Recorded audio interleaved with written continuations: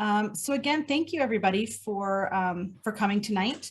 My name is Carrie Snyder. I'm with the Neponset River Watershed Association, and co-presenting with me today is Bill Gunther from Fuss and O'Neill. And tonight we're going to talk about climate-driven stormwater and building resilience. So for those of you who don't know us, NEPRA is a member-supported nonprofit conservation organization dedicated to cleaning up and protecting the Neponset River, its tributaries and its watershed lands. And we have lots of great programs if you want to check us out at neponset.org. So today we're going to talk a little bit about climate change and what it means for our local area. Specifically what impacts it has to water in our area, and that would be flooding and drought. I've got some action items that individuals can take. We're going to do a brief introduction into green infrastructure, which is a strategy that we're hoping gains wide popularity around the state to build resilience within communities for climate change. And then we're going to hear about a Foxborough case study and some green infrastructure project that's going on right now. So first, what we're talking about here is global warming, right? But it's more complicated than just an increasing temperature. That increasing temperature around the world is, has some very specific impacts to our area and to our watershed. So we are seeing 423 months in a row, or 35 plus years with higher than average global temperatures. And so what that means for us is, we're seeing a measurable increase. So this gray area, these gray bars here represent an increase, what has already happened. And could somebody just tell me, are you seeing the black bar on the bottom of the screen? Is that blocking part of the graph? Years? Do you see like the control buttons? No. Sometimes that happens. Okay, great. So you're seeing the record temperature. The blue line represents sort of the projection that we're seeing out to 2090, or to 2100. And this is a conservative estimate. If we can substantially stop emissions right now, this is sort of what we're looking at. So no matter what we do, we are going to see an increase. This red line, however, shows business as usual. So if we do nothing and emissions remain the same, this is sort of what we're looking at. And this is really stark. We're looking at 7 to 30 days of, on this conservative estimate, 7 to 30 more days of higher temperatures, of 90 plus degree days. And that's really a substantial increase. And so if we're looking here out to, a time period where our grandkids are going to be around, even if we're not, we're seeing, months of 90 plus degree days. So that represents a huge change. Another change that we're seeing is a substantial change in precipitation. So we're seeing more of our rain come down in hard pouring rain than we are those light, gentle showers that we're so used to in the spring and summer. So we're getting more and more of these short duration, but really intense downpours. This map shows what we have seen over the last 50 years. So already we have seen a 71% increase in heavy downpours in the Northeast. So again, this isn't projected, this is what we've already seen. And so this also is a major change to what we're used to. And it's going to continue to be a trend. So this causes a problem for built environments. So I'm going to use the term stormwater, which represents any precipitation that falls from the ground. So at the top left, you see the scenario where we don't have any buildings. We don't have any streets, no paved surfaces, and you see water does what it naturally wants to do, and it filters, it soaks into the ground. As we start to build, however, and put in these hard surfaces such as roofs and driveways, streets, sidewalks, and even lawns, which are, you know, compacted compared to soils in a natural state. This water, this stormwater becomes less of a resource for our vegetation and our streams and rivers, and more of a nuisance to us and where we live and work. So we need to do something about it. So where does it go? We have developed a storm drain system. So essentially, you've all seen these grates on the street. And when stormwater falls to the ground, it runs off these hard surfaces into a storm drain. And it leads out to the nearest water body in most instances. And importantly, this water is running from the grate to the stream without any treatment.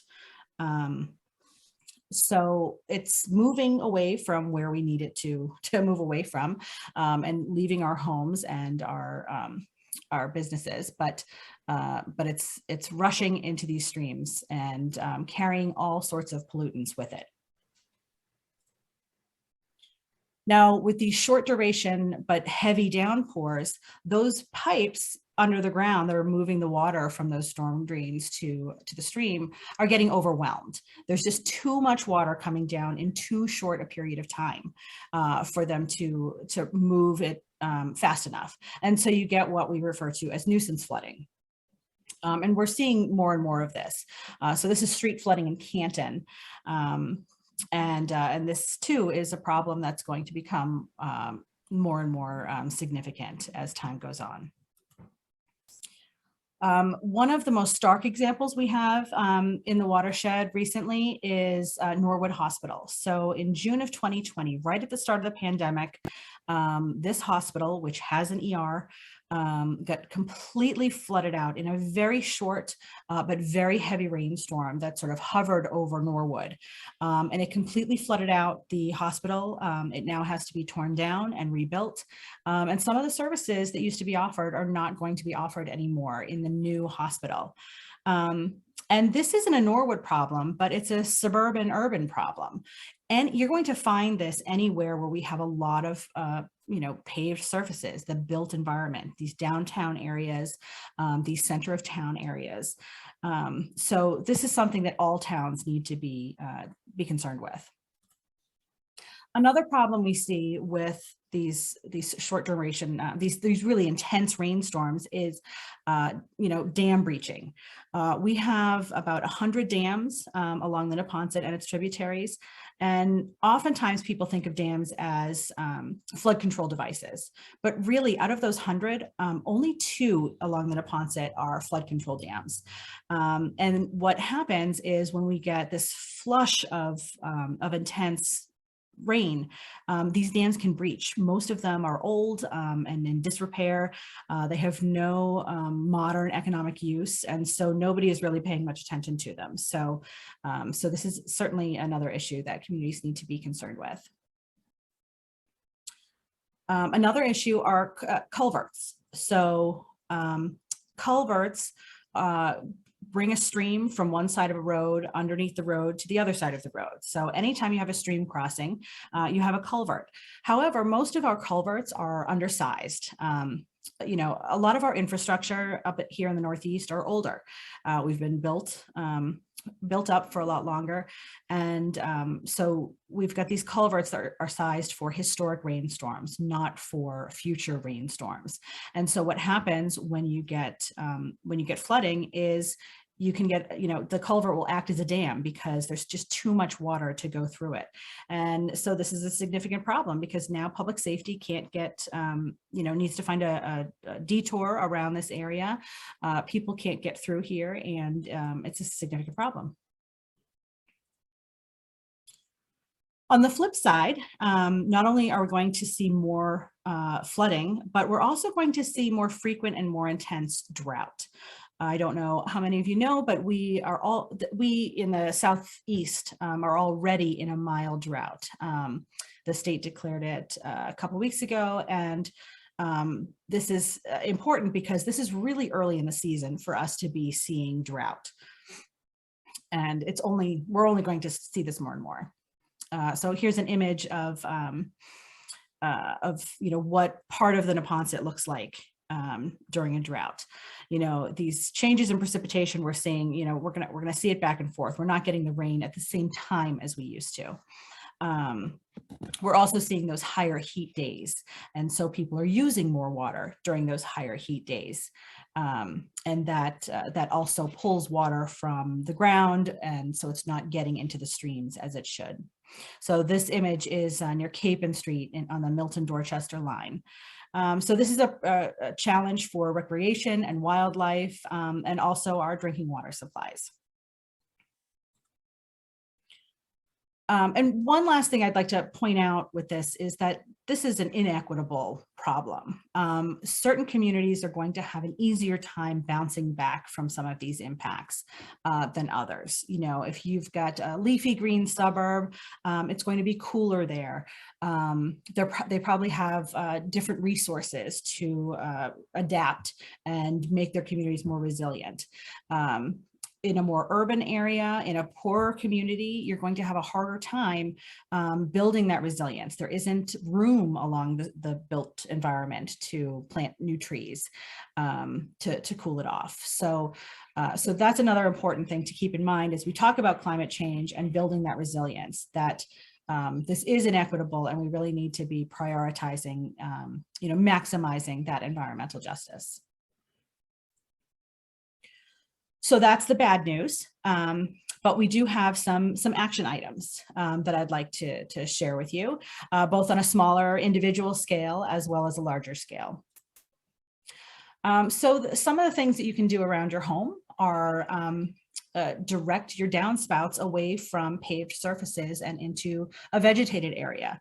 That vegetated area can simply be a flower box. It can be your hedges, or it could be a rain garden. But just make sure that that water isn't running right off onto a hard surface. Importantly, never dump anything into a storm drain. As I said earlier, those storm drains are directly connected to your closest stream or river or other surface water, and there's no filtration. So if you're dumping oil into a storm drain, you are dumping that oil right into the stream. We also encourage people to adopt your nearby storm drain. If you've got one right by your house, make sure it stays clear of leaves. Make sure that water doesn't get backed up and can actually enter into the storm drain system so that it moves away from your home and the homes of your neighbors. Make sure that you are conserving water. If you have an irrigation system, make sure that the sprinkler heads are turned away from the pavement and onto the lawn. Make sure you're fixing leaks. One of the biggest areas where people lose water is through toilet leaks. And there are some really simple kits that you can get at Home Depot and Lowe's that will help you identify leaks and fix faucet leaks. And additionally, keep track of what how you are irrigating your lawn. Rethink what your lawn looks like, perhaps pull up some grass and put in some drought resistant vegetation, because lawns soak up a lot of water, and we'd like you to conserve that for both drinking water and public safety use. Choose water efficient fixtures. The EPA's Water Sense program is fantastic. It makes it really easy to choose water efficient fixtures, as does the Energy Star program. Fertilizer. Again, with those lawns, I know a lot of people like to see their lawns green. but you really should make sure that you're not using fertilizer unless a soil test tells you you need it. And if you do need to use it correctly. As I said, any of that precipitation that falls onto a hard surface is running right into the storm drain, and it's picking up everything in its path and bringing it with it to the nearest stream. So make sure that you're sweeping up any excess fertilizer from your paved surfaces, put it back on the lawn, and make sure that it's not going to enter those storm drains. Yard waste. People tend to think that, leaves and grass are natural, and so they can't possibly be pollutants, but unfortunately they are. And when they get swept into the storm drains and reach our streams and lakes and ponds, as they break down, they contain a lot of phosphorus, and so that in and of itself is a pollutant in our waterways. And in our water bodies, and they can feed algae blooms. They can reduce oxygen in the water for wildlife, etc. So make sure that you're checking with your town about yard waste pickup or mulching it up and leaving it on your grass. One of the easiest things you can do is pick up after your pets. Pet waste is a huge source of bacteria, which also pollutes our waterways. Again, that rain is just going to flush it right into the storm drain. So I can't tell you how many times we've done cleanups and we've found that people have gotten halfway there and they've picked up their dog poop with a bag and then left the bag on the side of the trail or the road. So pick it up and dispose of it in a waste basket. Finally, I always say vote. Make sure that you're keeping climate change in mind and you're making it a priority issue against which you're measuring your candidates. We need to meaningfully reduce emissions, and we need to do that now. We need to prioritize policies that themselves prioritize environmental and climate justice. These burdens are cumulative in these environmental justice communities. It's not just one development or one issue, but it's been building over time. And finally, funding for climate adaptation projects. We really need to make sure that our cities and towns and the state has the money or have the money to adapt our communities to make sure that we are resilient to these changes that are already here. One of the things that we need funding for and support for is green infrastructure. And we really hope that this takes off everywhere. And there are a lot of great programs that are seeking to increase green infrastructure. So what is it? Green infrastructure is a highly engineered strategy that mimics the natural process of getting that water where it wants to go. It can hold stormwater. Down here on the lower left is a rain garden. And so this has special media in the soil. And so the water is going to run off of the parking lot right next door. And this rain garden is going to hold that water and let it soak into the ground. It's going to cool it off so that as it's running off the hot pavement, it's not heating up the waterways and affecting wildlife. And it's going to slow it down so it's not overwhelming our stormwater systems. So everywhere we need to be rethinking our infrastructure and our paved surfaces and finding ways to build these types of systems in so that we can get that water back to where it needs to go and recharge our groundwater, which is where about half of the residents in the Neponset River Watershed get their drinking water from. Now, these green infrastructure strategies are really expensive, and we need our towns to look for ways to implement them and basically retrofit their properties and private properties with these strategies. We have a ton of paved surfaces around the Neponset. And there's also plenty of space where we can fit some of these strategies in. So one of the programs that the state has come up with that's really helping municipalities is the Municipal Vulnerability Preparedness Program, or the MVP program. And what this program does is it provides funds, grant funds that are not paid back to cities and towns to both plan for climate change and identify vulnerabilities and strengths, and also to implement action projects to actually make their communities more resilient to the impacts of climate change, whether it's high heat, whether it's stormwater, whether it's drought. And so this is a significant source of funding. It also prioritizes engaging the community with, around these projects, educating them about climate change, what the specific impacts are in our area, and what we can do about it.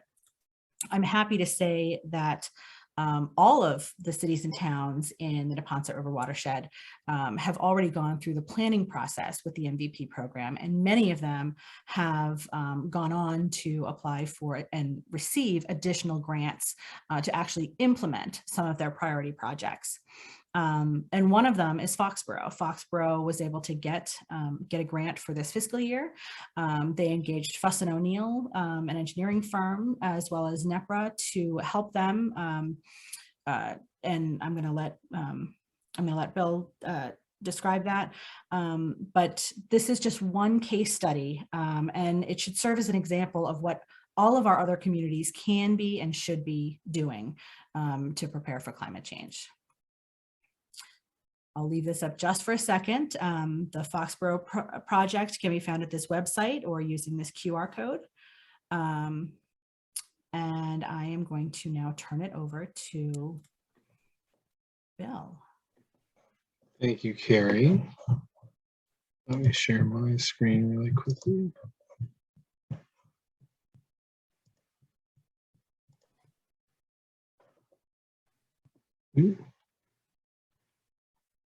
Go back to my first slide.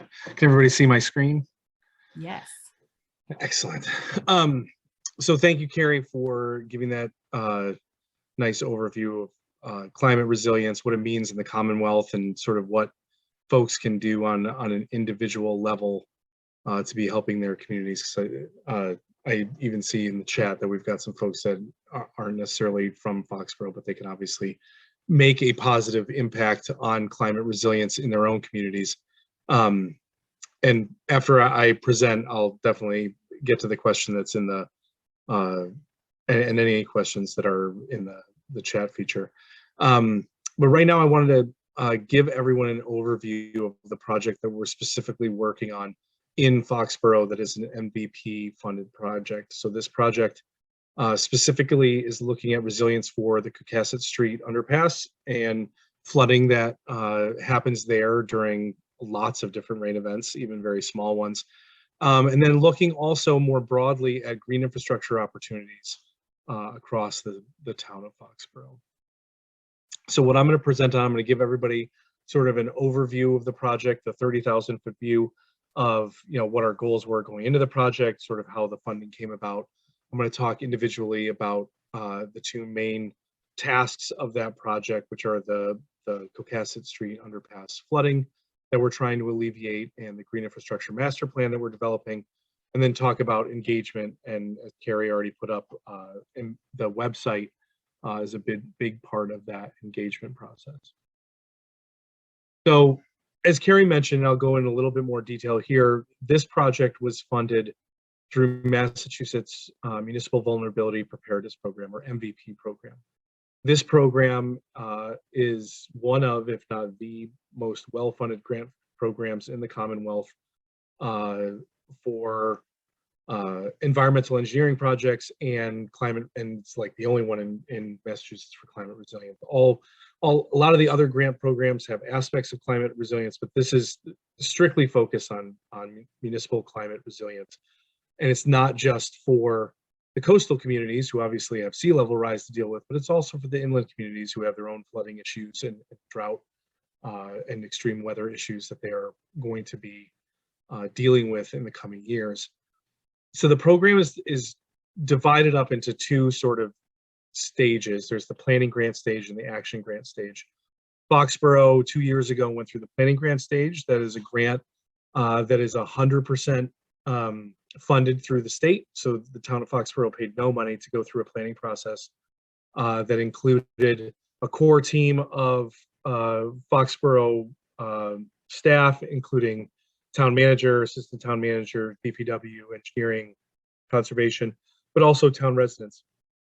And in the planning process, there's also a community workshop where you bring together a larger group of folks to talk about what resilience means specifically for the town of Foxborough. And that information can actually be found on Foxborough's town website, the output of that planning process. Once the towns go through this planning process, they become a certified MVP community. And what that means is they have access to a larger pot of money to do their priority action items that are identified during that planning process.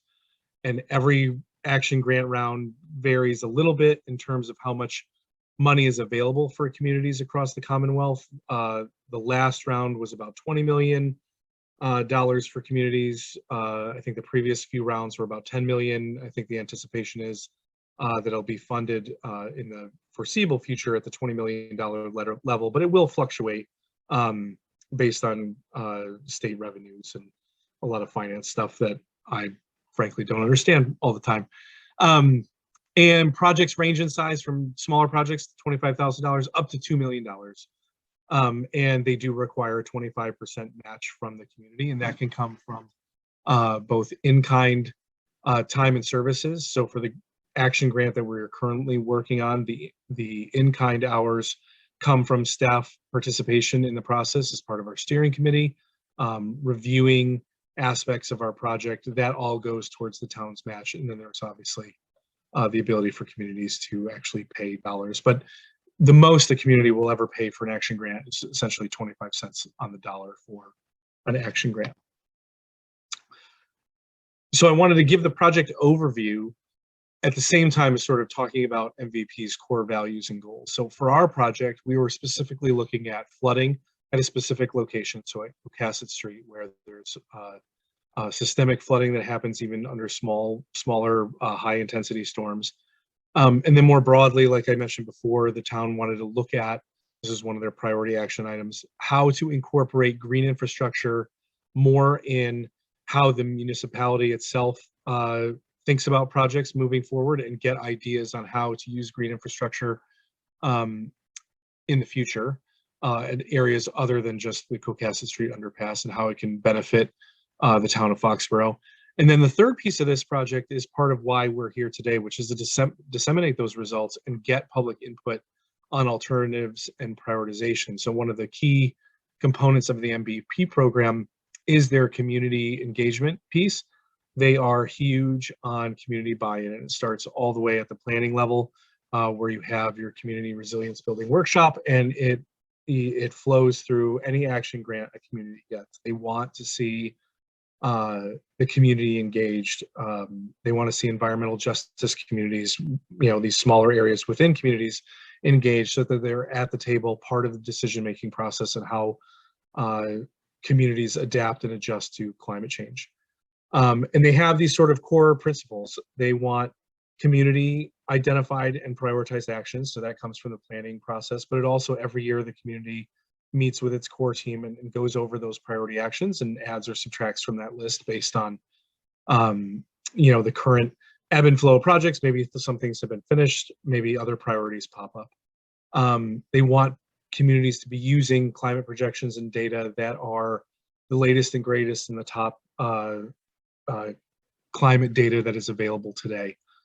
They are huge on nature-based solutions. So that is really the cornerstone of this program, is to use nature-based solutions, to use things like green infrastructure, infiltration, to solve our future climate issues as cost effectively and as naturally as possible.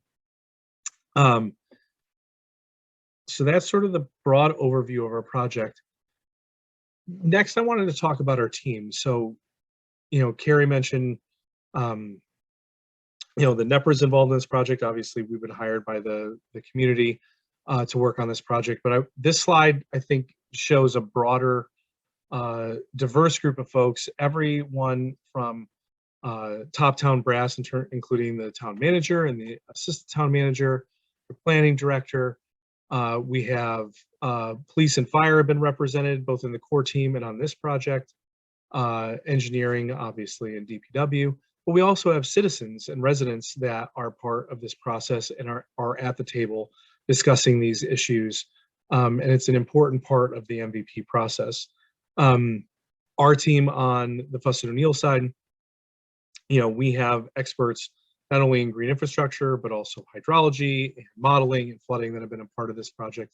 And then NEPRA also brings that environmental component to this process, the advocacy, and they're also an organization that is engaged in the community, maybe more so than our soulless consulting firm, which is a part of that building constituencies and groups that sort of are representative of the town and bringing in experts to make these decisions for communities in a collaborative way. So now I'll dive into sort of the meat and potatoes of our specific project. So as I mentioned, we really wanted to specifically look at flooding at the Cocasset Street underpass. So if you're not familiar, this is on the eastern side of town. It's in the Canoe River Aquifer. You can actually see the underpass. I don't know if folks can see my cursor, but here's the railroad, and you can sort of see the shadow, which sort of belies the problem where that is sort of the low spot in this little sub watershed, and that is where this localized flooding happens even under these small storms. And so as a part of this piece of our project, we wanted to look at the drainage area that contributes to this area, look at why the water is flooding there specifically, and look at ways hopefully that we can mitigate that, if not eliminate that.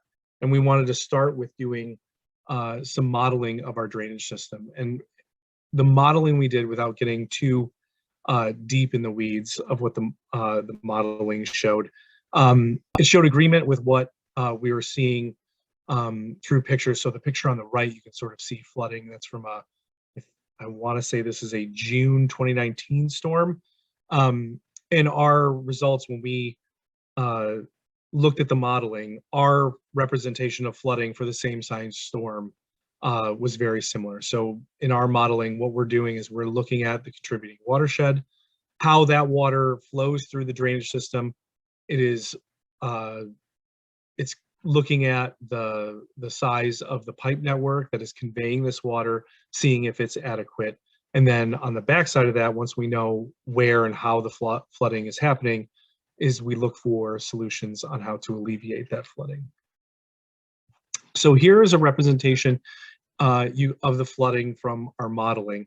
And as you can see, when, going back to that that previous picture of the flooding that was on the right-hand side of that previous slide, you can sort of see that the flooding makes sense, or the modeling makes sense, I should say. The yellow lines are the drainage network. So the water is coming down from Pratt Street. It's coming down from the west, from Cocasset, or from, yes, Cocasset Street for a while. And then there's a little bit of contribution to the underpass from East Street here, although most of it is captured in these two catch basins over here and actually bypasses the underpass area. So the greatest contributing factor to the flooding is from the western piece of this drainage area.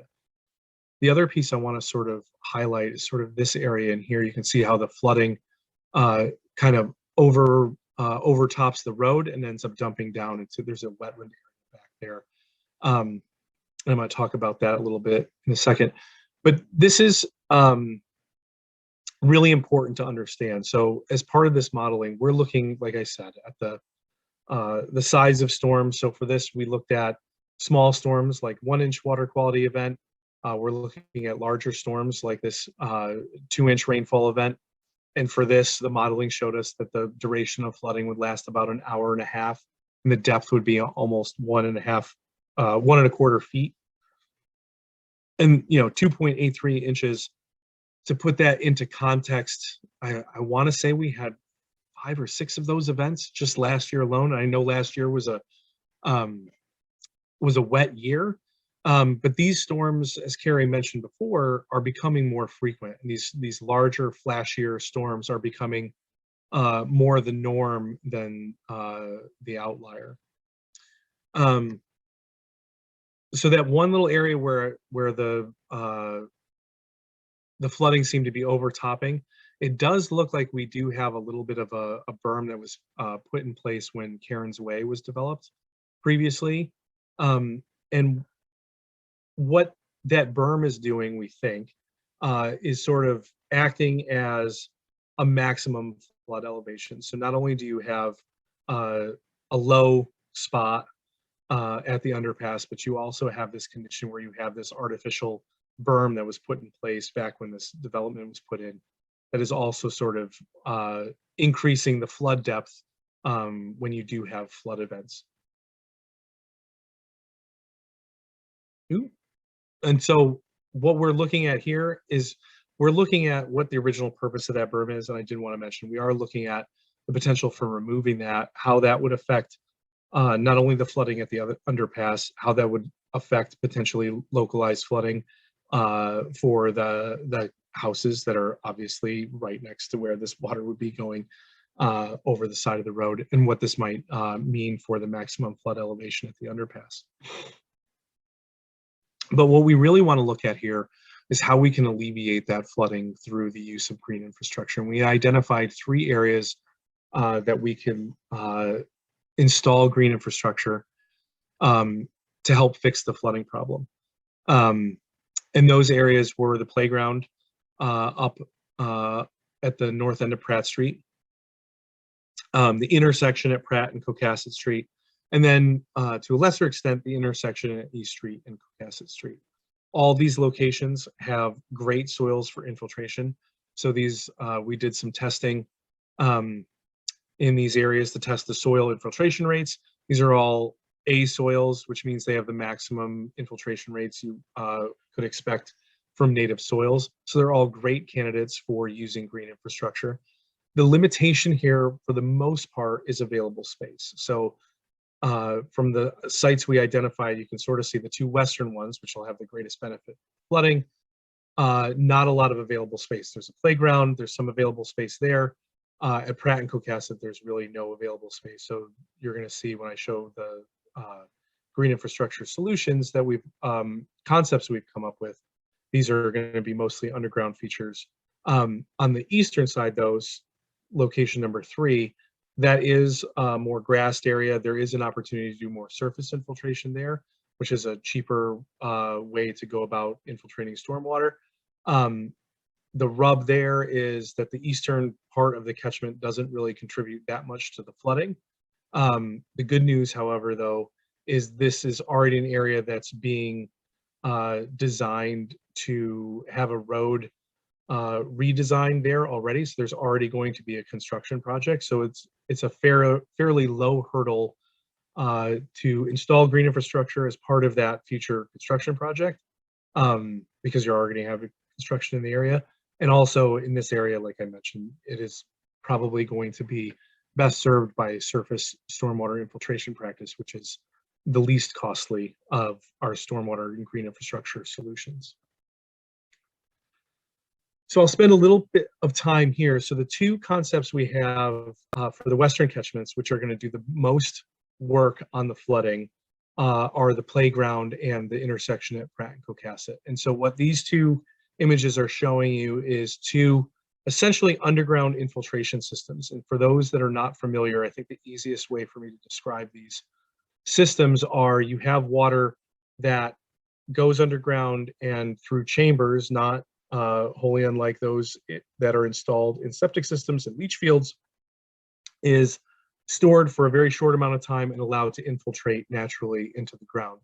There are some other features of these designs where we have pre-treatment structures identified, and we have some infiltrating parking features.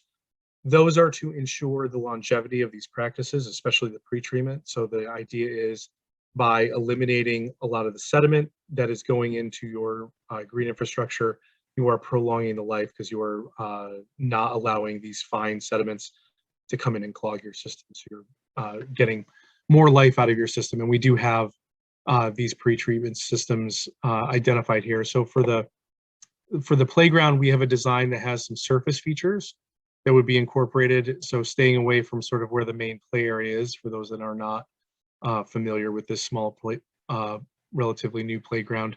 Most of the play structures are here in the real center of the park. And the outside right now is really just unimproved gravel parking areas. So the concept here is to have water enter sort of a surface pre-treatment structure up here, and on the southern side, maybe also use an oil and grit separator for pre-treatment, and then go into this underground infiltration chamber that would actually live underneath the street. You would gain not only stormwater treatment here, but you'd get some additional aesthetic value from the green space here at the corner, and then some better aesthetics in terms of using some permeable pavers to sort of better demarcate the parking area for this playground. The other area, less on the community co-benefits and more on the straightforward infiltration of stormwater. So this is a totally underground practice, sort of using the infrastructure the way it's designed currently to capture the stormwater for us, use an underground pre-treatment device to pre-treat that stormwater, and then send it to our underground infiltration area before it makes its way to the underpass to exacerbate that flooding issue that's happening right now.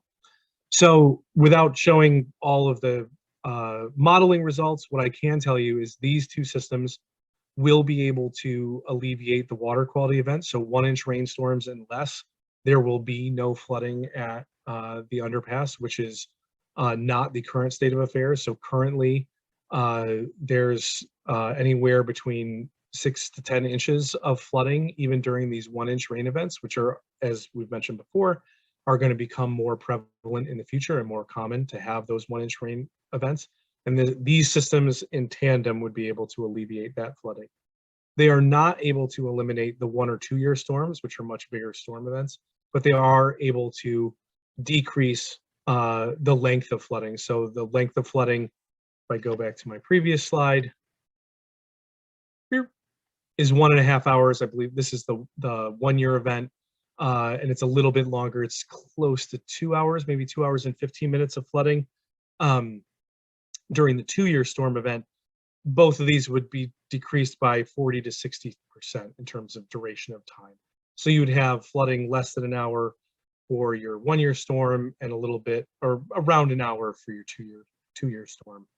And then, as I mentioned with the berm, we're looking at how we can minimize the maximum flood depth through elimination of that berm. And what does that mean for Foxborough? Well, less flooding at this underpass is better connectivity for the town. No loss of or delay for emergency services. No need to close this road under those smaller storm events, which has happened in the past for those smaller, really high intensity rain events. So that's the benefit of using this green infrastructure. So that's the underpass. So we think we have a decent handle on what's going on at the underpass, what's causing the flooding. We looked at upgrading the pipe network and increasing the size of the pipes, and some of the stuff like that. And really, none of those fixes were going to have an appreciable impact. But green infrastructure would, which is excellent. So now this brings us to the second piece of our project, which is to look at how green infrastructure can be incorporated into other locations to have community co-benefits, eliminate potential flooding issues at other locations, and to protect water quality. So we identified locations across town. I want to say that our first cut was like 40 or 50 different locations. Then our field staff went out and looked at those and got a short list of about 20 locations, I want to say, that we brought to our steering committee. And the steering committee sort of selected through consensus what they thought were the top 10 locations. We looked for locations, like I said, where we're potentially fixing a flooding issue, where we are protecting water quality. So you'll see with the two locations on the screen, Kersey Point is the one on the left and the one on the right is the Lane property. You can see the proximity to water resources in town. Kersey Point right on Neponset Reservoir. This is an area where your well fields are very close in to the Neponset Reservoir. The reservoir and Crack Rock Pond by the Lane property also have impairments. So treating water and improving water quality, high on our list of co-benefits for these locations. And the rest of our sites are very similar. So just to give a quick rundown of these locations. So for the one on the left, this is at Kersey Point. This is already a parking area and sort of an unimproved kayak launch and canoe launch that folks use. Here we see an opportunity to use sort of two different types of systems, some underground, some above ground, take the opportunity to do a better job with formalizing the parking area, making sure that the stormwater that is coming across these hardened impervious surfaces is brought into one of these treatment practices to get treated before it eventually makes its way into the Neponset Reservoir. Similarly, at the Lane property, looking at opportunities to use rain gardens, bioretention areas to treat water from the parking lots and parking areas. But also at the Lane property, look at using green infrastructure to be a demonstration project for how you can use these things across town as different projects come up to alleviate flooding and improve water quality. Which brings us to the last piece of our project, which is our public engagement piece. And Carrie already put this URL up in the QR code, and I put it up here as well. What we have for this project is a project website where you can find out more about this project. You can also go to this website. You can look at, as we put up over the next week or so, we're going to be putting up our green infrastructure master plan. We are going to be putting up all of our concept designs and looking for feedback from residents on which locations they think are the ones that people would like to see implemented the most. So take this URL, take this QR code, share it with your friends, share it with your family, have people go to this website, look at our green infrastructure opportunities that we've identified, vote on the ones you think are the highest priority.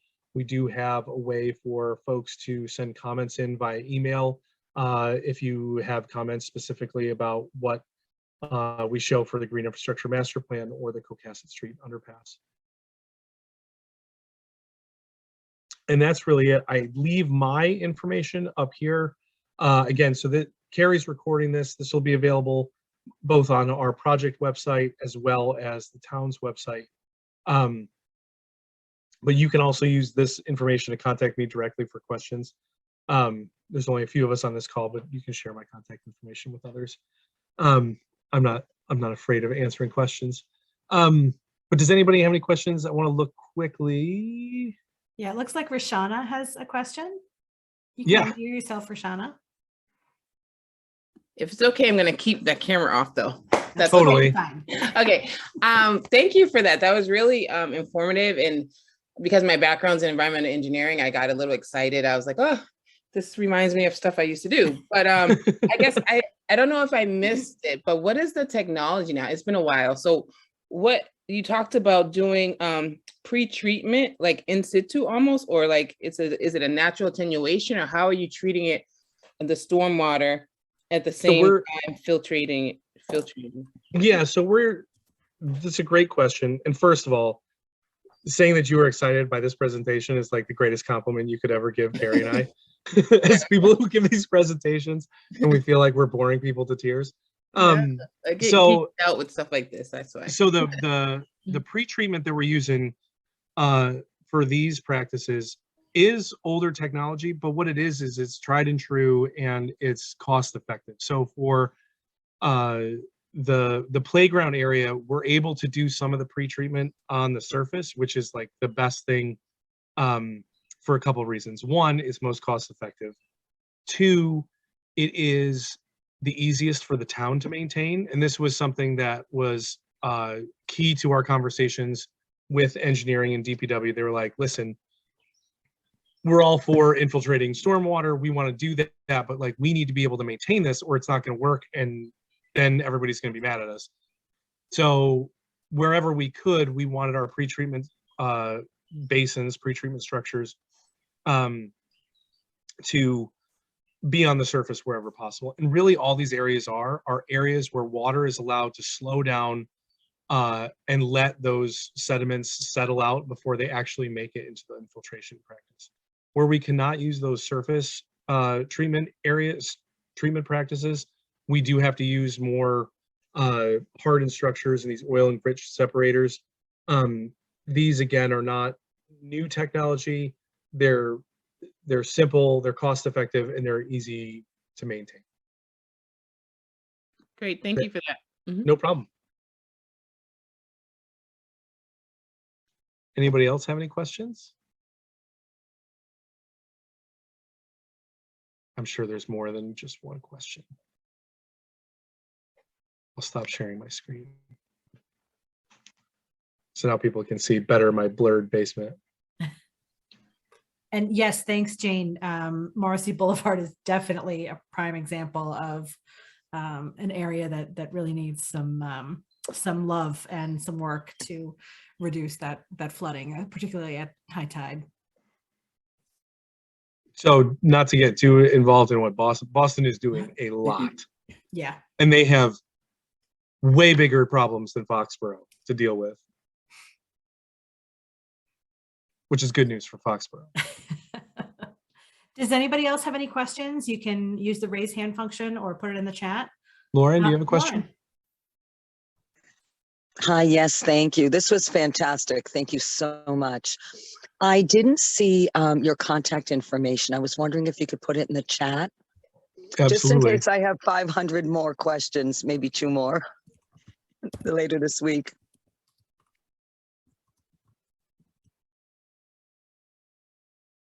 That went to everybody? Yep. And you can also go on our I keep plugging the project website. I'll put that in. Let me put that in the chat as well for folks. And they can copy it and email it to themselves. And this presentation has been recorded and will be posted and circulated. Does anybody else have any questions? We'll be using the great presentation guys as sound bites for future presentations. Yes. To prove that we did this well. Roshana can be our spokesperson. Yes.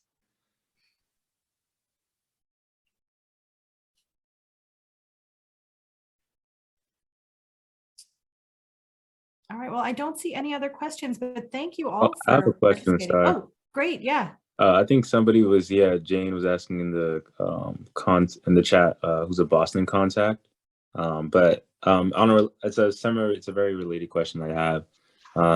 There's just as somebody who lives in the Boston area, I was wondering, I know you were talking about other sites that your team evaluated. Are those other areas were they all in the Foxborough area, or did they go up north a little bit? Just wondering. Yeah, so this was a project specifically for the town of Foxborough. So all of our locations for this project were in the town of Foxborough.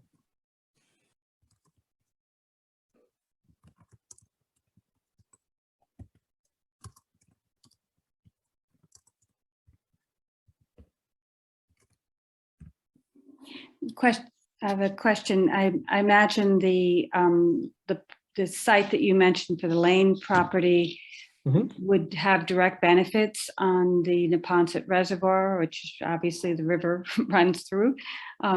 Is that right? Even though that location was a little bit off the main track. So is the question, with the Lane property, green infrastructure positively benefit water quality in the Neponset Reservoir? Correct. No, because the reservoir is actually upstream of the Lane property. Okay. So the Kersey Point location, the other location, yes. Some of the other locations we've identified. So there's a few of our other priority locations that do directly benefit the Neponset Reservoir and its water quality. That was one of our sort of focal points, knowing that the town's well system and water supply was located around that area, knowing that the reservoir itself has recreational benefits, but also is the headwaters of the Neponset River, as you mentioned. You know, we wanted to focus our work in those areas. So we do have some other locations that more directly benefit the Neponset Reservoir, but the Lane property doesn't specifically. Okay, thanks. Mm-hmm. And there's another question in the chat. Are all the locations that you're considering in Foxborough listed on your website? They will be when our master plan is put on the site. So that plan is currently under review from my bosses. But we will have that on the website. And as I mentioned, you will have the actual practices. You will see the practice and get a sort of description of what the concept is, the image of the concept. You'll get an idea for what the potential cost of that project would be to implement it, as well as sort of how efficiently it can remove pollutants. And like I said, it might not be this week, but it'll probably be next week when all that stuff's on the website. Any other questions?